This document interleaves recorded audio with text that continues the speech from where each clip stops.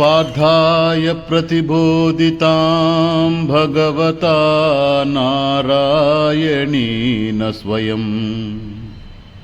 గుట్టుగా సంసారం చేసుకునే సాంప్రదాయ మహిళల కోసం ఈ వీడియో చేస్తున్నాను. రేపొద్దున మీ సంసారంలో ఇలాంటి పరిస్థితులు ఎదురైనప్పుడు మీరేం చేయాలి, ఏం చేయకూడదు అనడానికే ఈ వీడియో. మీ పేరు మీద సోషల్ మీడియాలో ఛానల్స్ నడిపే వాళ్ళు మీ బాధను కంటెంట్గా మార్చుకొని వ్యూస్, సబ్స్క్రైబర్లను పెంచుకుంటారు, ఛానల్ గ్రోత్ సంపాదించుకోవచ్చు. ఇవాళ మీ కథ హాట్ టాపిక్, రేపు ఇంకో మ్యాటర్ వస్తే మిమ్మల్ని పక్కన పెట్టేస్తారు. మీరు ఏడ్చినా, కొట్టుకున్న సంసారం నాశనం అయినా వాళ్ళ బిజినెస్ మాత్రం కొనసాగుతూనే ఉంటుంది. మీ కన్నీళ్లు వాళ్లకు వ్యూస్, మీ గొడవ వాళ్లకు కంటెంట్, మీ పరువు వాళ్లకు బిజినెస్. అందుకే ఈ వీడియో గతంలో జరిగిన దాని గురించి తీర్పు చెప్పడానికి కాదు, రాబోయే తరంలో ఎప్పుడైనా ఇలాంటి పరిస్థితి ఎదురైతే భర్త ఓయోలో ఎవరితోనో ఉన్నాడంటే ఉఠాపుటిన మీడియాని వేసుకుని వెళ్ళకండి. రహస్యంగా వాడిని ఇంటికి తీసుకొచ్చి తలుపులు వేసి 4 బాదండి, లేదా చట్టంతో మాట్లాడండి, పెద్దలతో మాట్లాడండి.